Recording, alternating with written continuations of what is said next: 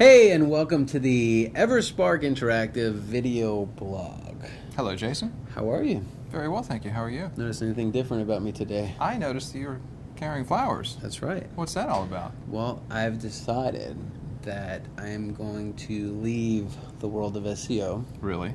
and pursue my real love of flowers. I thought it was dance. Nah, that too. But what I want to do is, hypothetically speaking, if I were to open up a florist here in Atlanta, which is, I mean, there's a lot of businesses out there, and flowers is very popular, especially with Mother's Day that just passed. Sure. And I want to sell a lot more of these things. Sure. Would you be able to tell me how I can do this? I think I can. I think I can help. Great. And thank God you have a prop, because we simply wouldn't have been able to talk about the topic had you not had your flower prop. So let me throw these off to the side here. So in all seriousness now, what I want to talk about is Google Places. Sure. It's a hot topic. There's a lot of small business owners, such as florists, and I mean, you name it, photographers. I mean, restaurants, everything. That are not effectively driving people to their business through the use of Google. It's free. Yep. It's like the same thing. I like to say, like, what if you could have a free billboard in the middle of a highway where everybody driving down that road is looking for your product and service? Would you take it? I think I would. All right. So Chris has done a lot of work on a lot of our clients in their Google Places, and predominantly always getting the A, B, or C listing when we actually attack a campaign. So the name of my florist is Jason's Florist. Why don't you walk me through the steps of what I've got to do to effectively get into the Google Places A, B, C area? Yeah, well, one thing I want to preface all this with is that you may have noticed that a lot of these videos that we're doing these days are just Jason and I talking, and it's not scripted. So we like doing that better because it's slightly more meaningful in terms of the content that we were able to impart on you. So, but the downside of that is that it doesn't allow us to give you a specific checklist. Sure. So this is kind of going to be a broad segment about Google Places. Okay, here's the first thing I want to say about Google Places is that sometimes it's really, really easy. And it doesn't take much, but the more competitive the term, like all things in SEO, the harder it's going to be to get those A, B, and C positions. But let's assume that you're working and you are in fact an Atlanta florist, Jason's florist, and you want to have a Google Places listing. Well, the very first thing you need to do is Google the name of your company, and even better still, Google your phone number, okay, and put it in parentheses. And then you'll notice on the left-hand side of your screen a place where it allows you to check out places. Just make sure you don't already have one, because I can't tell you the number of times that we've gone into accounts where they say, no, we're not doing anything on Google Places, only to find out that they already have a listing, and all too often they have multiple listings. And this is a really important point, because what seems to have happened with Google Places is that your staff members, often unbeknownst to you, think that they're doing you a favor, and they go in and they set up these accounts because they heard about this thing called Google Places. They go into Google, they type in Places, and it's really, really easy to go ahead and get one, but they didn't know that there were already 2 or 3 out there. And that's when things start to go sideways, and you need to spot that early. Let me interrupt you for a second. So when Google first launched this, I mean, this has like been in the works since like 2004. It's really when they started to go with the beta testing of this. Sure. And when they first started doing this, they pre-populated a lot of this stuff. That's right. Right? So you could have a places listing and not even know about that. So what Chris is suggesting is do a search for your phone number in quotes, or your company name in quotes, to see if it's out there, because it might be there and you just have to, what do you, claim it? Yeah, there's a way to claim it, and the way you do that, and I know we're jumping ahead here, is that you have to set up your account and then use your phone number when the first thing it's going to ask you is what phone number do you want to assign to this account, and then it will bring up and show you whether or not you have our listings out there, and you can claim those. But let's back up a little bit. So the first thing you have to do is go in and claim your listing. Okay, so you have a business out there and you want to have a Google Places listing. I'm not going to walk you through exactly how to do that. Just go to Google, type in Google Places, and make sure you go to the business section. There's 2 of them. One is for a different style of listing. I can't remember what it is exactly, but go to the one that talks about Google Business. Okay, Google Business Places. Register there, and I want to talk to you about. There's a lot of variables here. In fact, we did a whole DVD series on this process, and there's like 32 different variables, and 7 of them are really bad, and 25 of them are really good. But since we actually recorded that video, I don't know if you're aware as I am about this. What we started to realize is that certain variables are way more important than other variables. Okay, so the very first thing you need to pay attention to is that don't keyword stuff the title of your Google Places listing. Okay, a lot of people go in there and they want to rank for Atlanta florist. So what they'll do is they'll say, well, Google loves keywords, so I'll put Atlanta florist in my title, right? Two or three times. Yeah. And they think, okay, I got it, and then they'll put Atlanta florist in there again and again and again. Keywords are important, but they're important in the context of what you really do. If you're a florist in Atlanta, you don't have to put it in your title. Google's going to know that. You know, sure. There's no way to try to trick the system that way. And this is where a lot of people kind of do it completely wrong. There's also places within Google Places where you can nominate your category. And this is really important too. What we found of recent is that, so you'll go in there, you'll just put the name of your company, and you can go ahead and put Atlanta Florist, but don't think that that's going to get you the ranking. If you are an Atlanta Florist, put name of the company plus the keyword, the main keyword that you are. Explain what you do. You know, you don't have to keyword stuff there either, just what it is that you do and what your unique selling point is. And then where it says categories in there, make sure it will pre-populate, right? So what it's trying to do is tell you what categories do you want to be in, or category do you want to be in. Try to keep it to one. This is where a lot of people go wrong, or at least it's been our experience, is that people will put like 10 or 15 in there, and they keep on saying, oh, I can qualify for that too, I can qualify for that too. It's counterintuitive, but it doesn't really work that way. So let me ask you a question real fast. So if I'm starting to add my keywords in my categories, is it okay to put Atlanta florist, Atlanta flowers, Atlanta wedding florist? Is it okay to do that? Well, it depends on where you're talking about. So, so there's the title of your listing, right? What you want to be known by. Which you only have so many characters for right, that. Yeah. Right. So yeah, use it there. That's fine, but just not all of your keywords. Just what you do, the main one, and the name of your company. Then in the area that allows you to talk about yourself, right? What you do, what the listing is about. You can use it there, but use it sparingly. Don't use it more than once. And then when you have to choose a category that are pre-populated, then choose the most relevant category and just leave it at one. Gotcha. Right? In fact, I found one of our accounts, and I'm going to go a little bit off topic here to a degree, one of our accounts was so hard to try to get ranking, and we've been working on this for about 6 months. And Jason can tell you, I lost my cool more than one time because it was just driving us crazy. And what we were finding was that while we were going in there and setting them up, and it would start to get up on the rankings, it would disappear. And I'd have to go back in and have to realign and everything. We finally got a top ranking, the A position, for an extremely competitive keywords. In fact, they rank now for about 15 very, very competitive keywords in Los Angeles. But the other person who had access to that account added one category to the category list, and it took them all down. It's that delicate an ecosystem. It's a big difference. And when that happens, let me just kind of explain this. When that happens, you move from the A position, which is above the fold, the first thing that people see, right, all the way down below the 7-pack and under the fold where you actually have to scroll down, which, you know, that's a huge difference in call volumes and clicks. Unbelievably so. Yeah. And really where we had a turning point with the whole Google Places thing is that we were going that crazy, and sometimes we would get it right and sometimes we get it wrong, and when you don't know what to look for, it's really, really complicated because you start to do all your research and you start to see what certain people say, do you use a lot of keywords, other people say don't use a lot of keywords. And we just wanted to know what the truth was. And so we started looking around, and we got in touch with Aaron Wall from SEO Book. Yeah. Right? And he put us in touch. He put us in touch with another person who put us in touch with another person who actually wrote a couple books on the topic. And we paid for him to come in and consult with us for a few hours and to look at an account. And the most profound thing that I found out, and keep in mind, this is after doing it for about a year and a half. And about $500–600 later, so this is free advice now. Right, exactly. It all comes down to your phone number.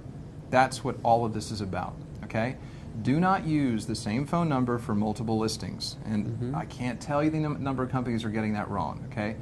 one phone number per listing. So if you have to get more phone numbers, then you have to get more phone numbers, right? And more listings. And more listings, that's right. So there's a whole area that we've kind of brushed over in terms of geography as well. So for instance, we have a client who is in Syracuse in New York, and he said to us, I want to rank for New York for what he does. And we went down the path, this is about 7 months ago, and we couldn't get him a listing in New York because his office is in Syracuse. So you can't rig it that way. Sure. You are where you are. Now you might have satellite offices around, and that's fine and permissible. And you might have PO boxes, a little bit shady, but I've still seen it work there. Not PO boxes. I've heard UPS boxes. Yes, right, yes. right. But just keep in mind you have to physically be in the area that you're trying to rank for. Now let me just talk about something because we kind of talked about it a little bit, but the phone number is very, very important, as Chris said, and it cost us upwards of almost $1,000 to figure that out. Well, $1,000 for the day, but like $50,000 leading up to the day. The time that you spent in it. So, but it's important to know for anybody that's actually watching this video that even though you have the same phone number, when he says the same phone number, he means that you have to have it on your website. Yes. In text, not an image, because it's very easy to put your phone number in an image and Google can't see that. Right. Yeah, and you're getting into an area that I'm about to talk about, which is citations. Okay. Right. So gotcha. So first things first. Check your phone number. Make sure you don't have multiple listings out there using the same phone number. Make sure you don't already have a listing out there. Anyhow, so once that's all clear, get in there, set up your account, use the one phone number per listing, and then there's a good chance you're not going to rank at all. Okay, and the that's the magic, though. You should be number one now for Atlanta wedding florist. And the reason that is, well, why don't you call us and we'll tell you? So just do that. Just like cut it there. There you go. And we'll tell you the secret. Now the reason is that Google's looking for two things. Okay, it's looking for citations and it's looking for your organic SEO. Okay, so this is where the work that we tend to do, which is to rank companies for keywords, organic SEO, meets Google Local. That's okay? right. Now, in non-competitive markets, organic SEO isn't that important. So you can go in and claim your listing, and chances are you're going to come up. But in competitive markets, all of these things become very, very important. So another way to put that is that take places out of the mix. If you can't get your site to the first page of Google organically underneath all of the places, then there's a good chance you're not going to be able to rank in the A, B, or C position. That's okay, right. So there's that whole methodology. So you got to get good at that. But assuming it's a mild market, so it's not particularly competitive, and you need to do maybe a little bit of SEO, what it's really looking for are these things called citations. Okay, so in the world that we work in, we deal a lot with link building and the kind of links that you have to build into your site in order to get organic rankings. What I'm not talking about is link building. What I am talking about are hundreds of other sites out there, or 50 other sites out there, that confirm you're telling the truth about your address. Gotcha. Okay? And the first place Google goes to make sure that you're telling the truth is your own site.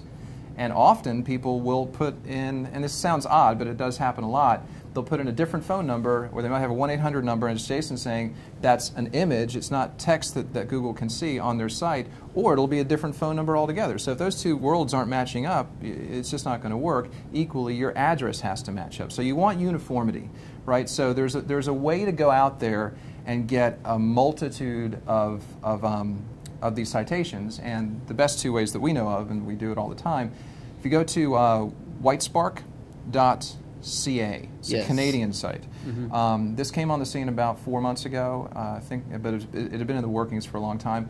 And they have a service there whereby you can go and you can put in your geo target area and your keyword, and it will come back and give you the sites where you should create your citations. I mean, that in and of itself is it took us a long time to work that part out. So. We're giving it away for free. So you had mentioned, so now the address it needs to be the same on your Places account as on your website, and the same thing with your phone number. Another thing too is, like, if you're trying to rank for a local listing like Atlanta, it would make sense for me to use my 702 area code on my cell phone, right? Right. I mean, Google looks into that, Plus, when people actually visit the page, even if it does get up there, they're not going to call that 702 number, because people carry their cell phones from state to state, right? Because they don't want to change that. Yep. So it's important to try to get a local number. All right. So that's one thing. The other thing is, Chris mentioned this citations. Now there's a ubl.org, right? Why don't you tell them a little bit about what that is? Yeah. Well, UBL came on the scene probably about, I don't know, a year and a half ago, and it's a similar type of setup to WhiteSpark.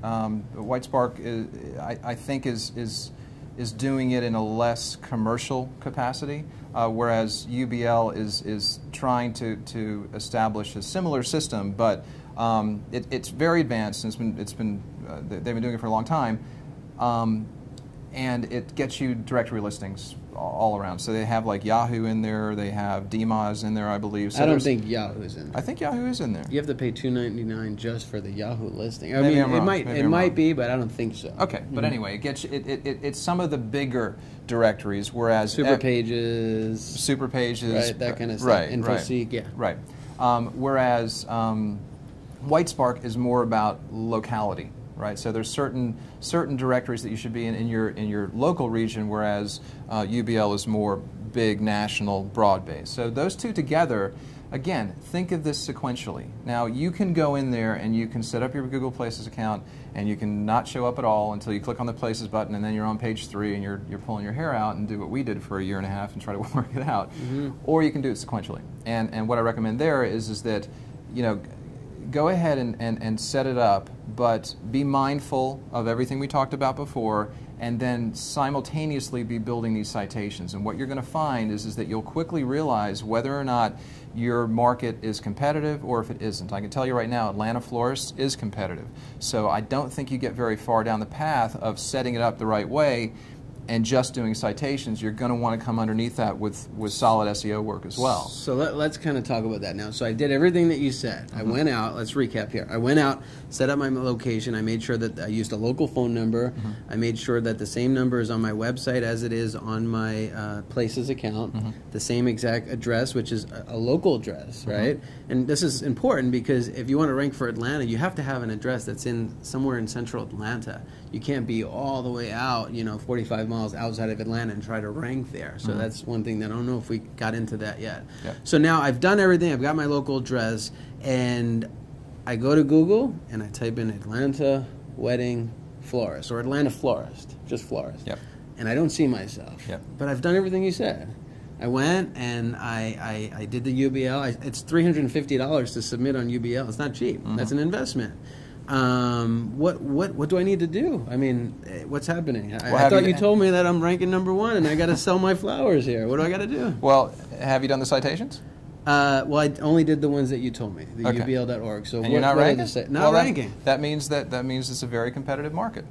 And but there are some other things that they could do. Well, right? Why don't you tell us? All right. So we'll flip the switch here a second.